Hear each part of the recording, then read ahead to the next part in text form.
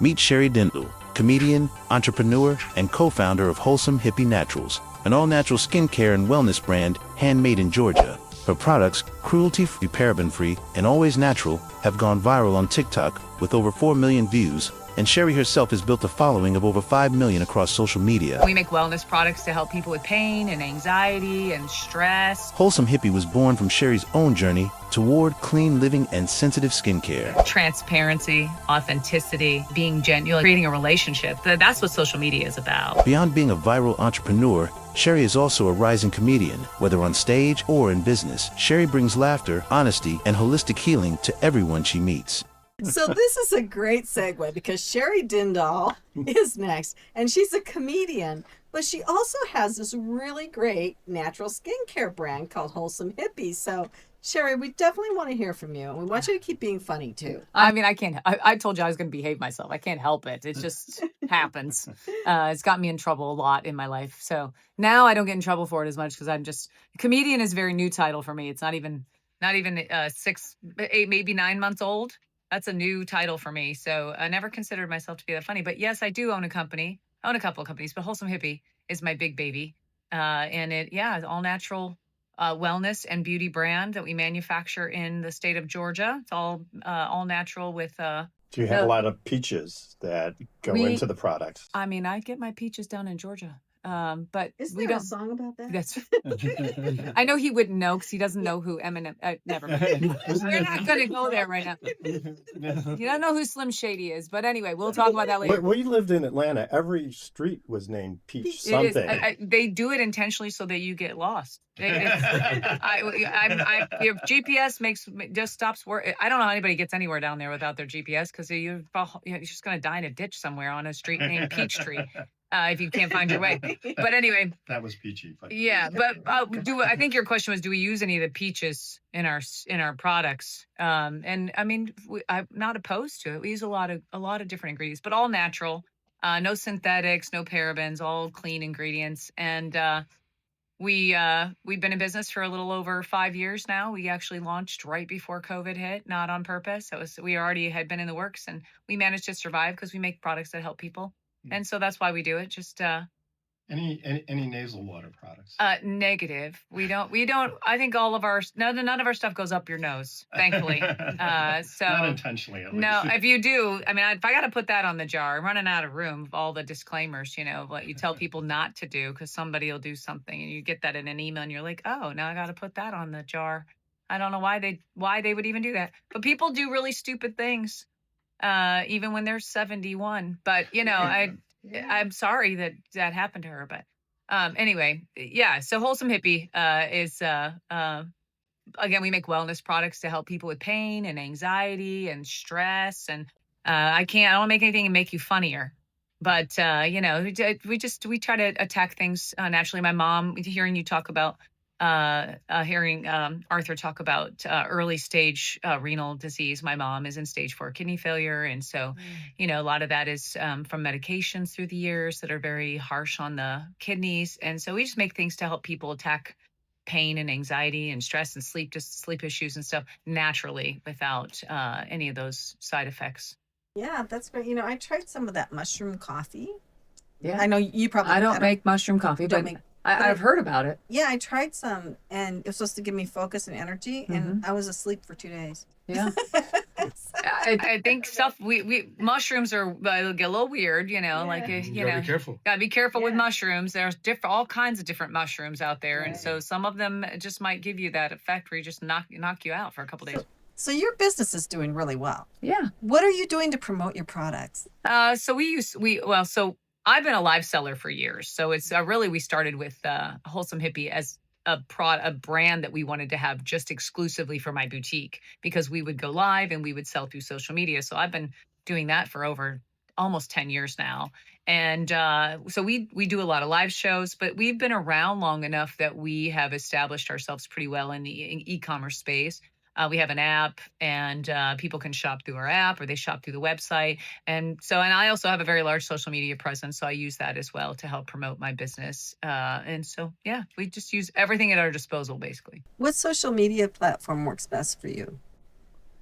For my business, Mhm. I would probably say to date has been TikTok. I mean, I've been on Facebook for many, many years, selling, through Facebook, but TikTok just has this unique algorithm that you can just randomly go viral for no reason. Not no reason. The algorithm does what it does. Just has this ability to take brands that nobody's ever heard of before and put them on the map. And so that's what it did for us. So 2 years ago, we had a product, our magnesium infused products that went viral on TikTok, and the rest is kind of history. So is that what you would recommend for entrepreneurs selling consumer products then? Yeah, TikTok Shop is definitely an avenue. I recommend. My advice would be to anybody that's getting into this, selling a product, or even if you're not new in the business, you have something that people need, or that people would want, is put yourself on all the platforms, because of this, and it's very competitive out there. The social media space is highly competitive. You have TikTok Shop, that everybody wants to compete with now. And TikTok Shop wants to compete with Amazon. And you've got Instagram and Facebook, or Meta, who is like, we want part of that market share back. So they're doing things to make their algorithm more dialed in and more competitive. And so I would say get on all of them. Don't pigeonhole yourself, or don't put all your eggs in one basket, because all of social media has very high highs and very low lows, and it will knock yourself, like, it can make you feel great today and you feel like a loser tomorrow. And so you can't put all of your eggs in one basket, because it's better to diversify. So, how is your customer different from customers of other skincare brands? When you're marketing to your customer, what is unique about them that you're trying to attract, trying to connect with your brand that's maybe different than other skincare products? So we tend to market more to people that are what I like. The brand, when I created the brand, it was out of my own needs, my own sensitive skin, my own desire for cleaner products.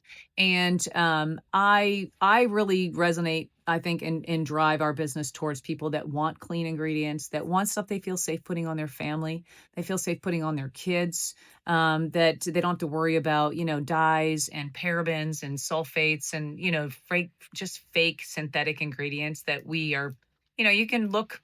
I'm old enough to look back 30 years, 40 years ago, and not see the kind of epidemic I think that we have today, from a illness standpoint, if you will. So, how do you build that trust, though, with the customer that what you're providing them really is safe? Transparency, authenticity, being genuine. Like when you're like creating a relationship, that's what social media is about. Like, people think social media is just pure like marketing. Marketing is finding out that there's a disconnect there, and that's because they lack the relatability, they lack building that trust through relationships. And so that's what social media really is about today. People want something that isn't perfectly curated. They want somebody that says it like it is. I don't sugarcoat.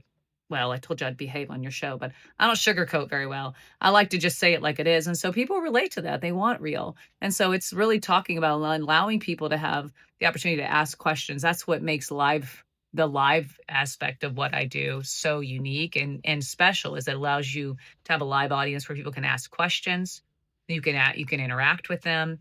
It's about, again, authenticity and transparency. And I think that's what a lot of people have a desire for. And that's what I connect with, is people, with not knocking any large brands that are out there, but transparency just has become something that is not really there for the consumer.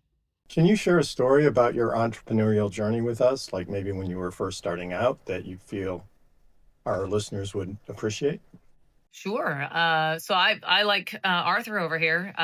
Spent most of my life in the corporate world. 26 years I spent in the corporate world. Quit my job with no plan. I had always had a lot of great ideas about being an entrepreneur. Excuse me, your makeup is really, or your skincare is really working really well. Thank If you. you spent that long in the corporate world, and you look like you do right I now. did. I did. 26 years, and I got burnout. I got tired, and I had a lot of ideas through my career in corporate, like, that I thought, I'd love to start my own business. Had no idea how to do that.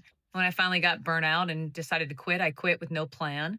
And the best advice or story that I can tell you is it was scary to quit my job.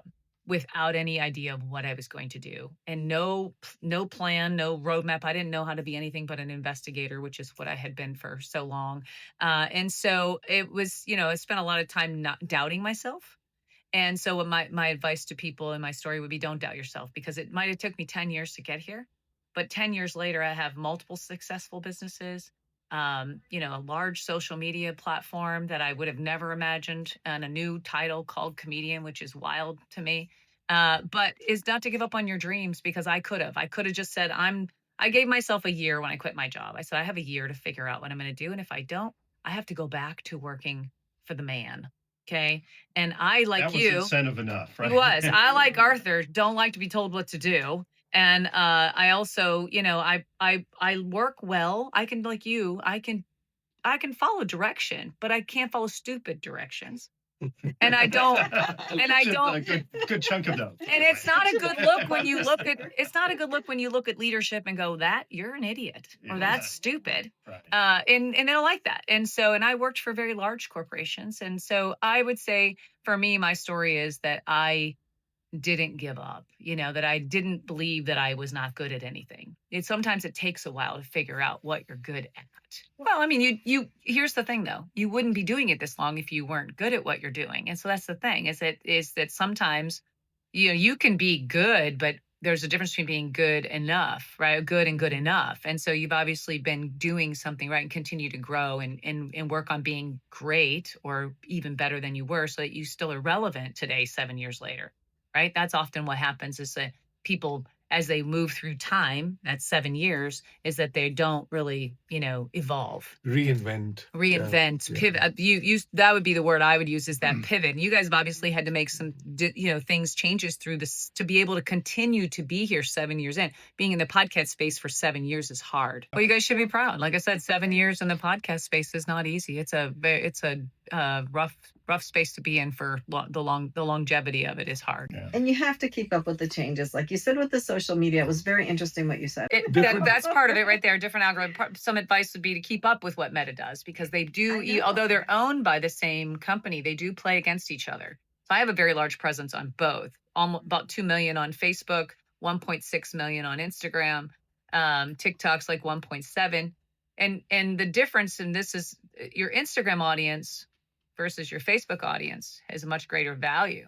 And those two both combined are even greater than any TikTok value. So for every 1 TikTok follower you have, or every 10 TikTok followers, it's like 1 Instagram. So that's kind of the ratio of value there. So in building your social media, which has obviously just been amazing, did you have a strategy, or did you just decide, I'm going to be me, and that's it right there.